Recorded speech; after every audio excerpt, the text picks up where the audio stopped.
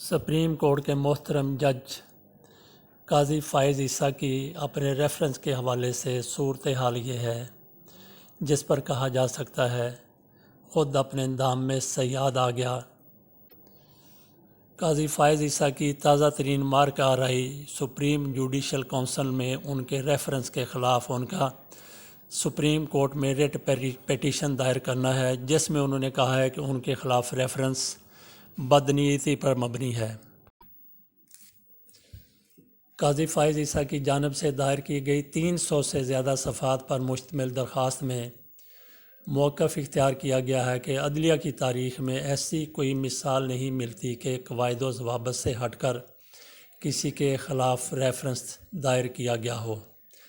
इस दरख्वास्त में कहा गया है कि अगर एक लम्हे के लिए ये फ़र्ज़ भी कर लिया जाए कि उन्होंने असासे छुपाए हैं, तो इस सिलसिले में इनकम टैक्स और FBI ने ना तो उन्हें कोई नोटिस जारी किया और ना ही इनके ख़िलाफ़ किसी किस्म की कार्रवाई की गई।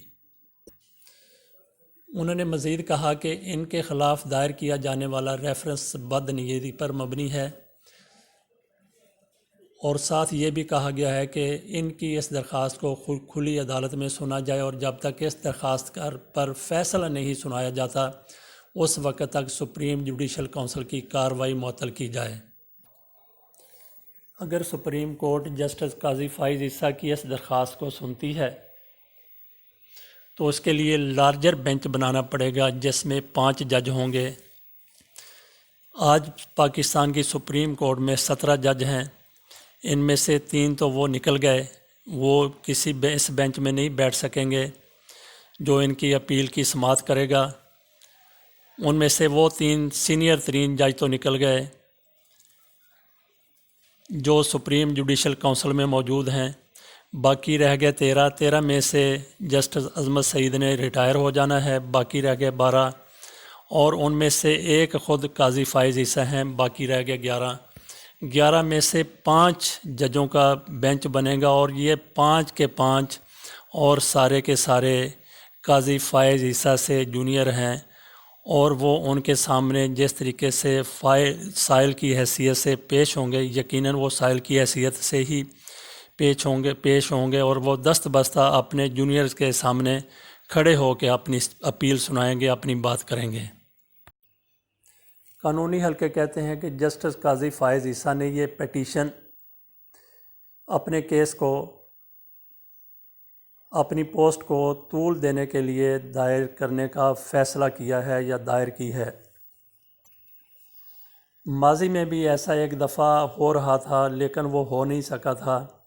उस हवाले से थोड़ी सी तफसील में जाते हैं कि जब बेनज़ीर भुट्टो और आसफ़ अली ज़रदारी को सज़ा का मामला हुआ तो जस्टिस क़य्यूम और जस्टिस राशिद अज़ीज़ की एक टेप मंज़र आम पर आई थी।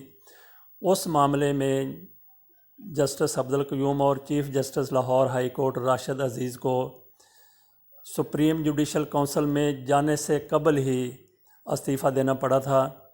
इस हवाले से एक जज के मुताबिक सुप्रीम कोर्ट के उन दिनों बाद में सुप्रीम कोर्ट के रजिस्ट्रार रहने वाले उन दिनों सेक्रेटरी कानून थे जस्टिस फ़कीर मोहम्मद खोखर।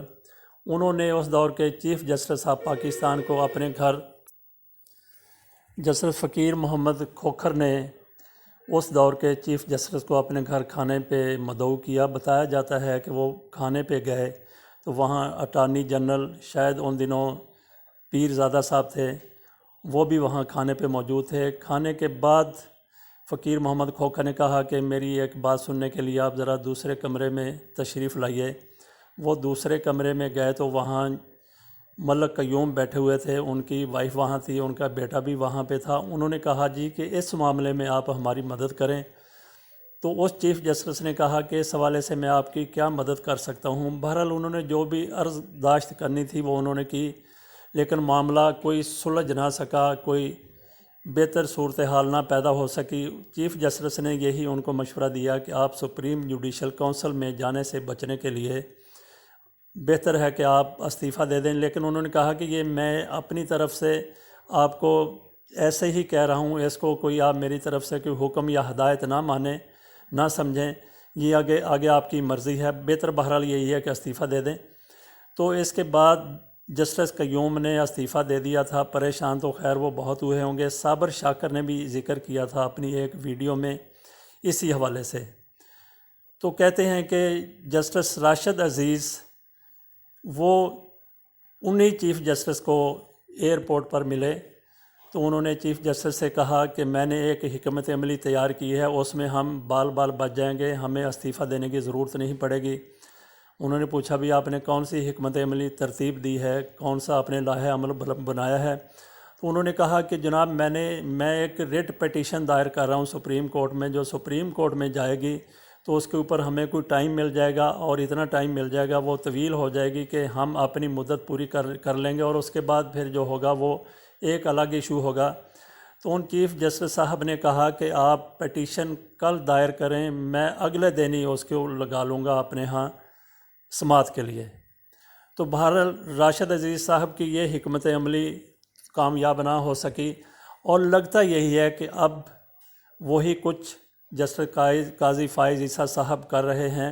اور اگلی بات اس ویڈیو کو ذرا مختصر کرتے ہوئے، جو ہم نے کہا کہ قاضی فائز عیسیٰ توہین عدالت کی زد میں آ سکتے ہیں یا توہین عدالت کی زد میں ہیں، اس حوالے سے بھی ایک واقعہ ہے۔ وہ جسٹس کارنیلیس پاکستان کے چیف جسٹس تھے، تو ان دنوں لاہور ہائی کورٹ میں جسٹس شبیر تھے، ان کی طرف سے ایک ریٹ پٹیشن دائر کی گئی، شاید خضر حیات ٹوانا کے حوالے سے وہ ریٹ پٹیشن تھی یا جو بھی تھی۔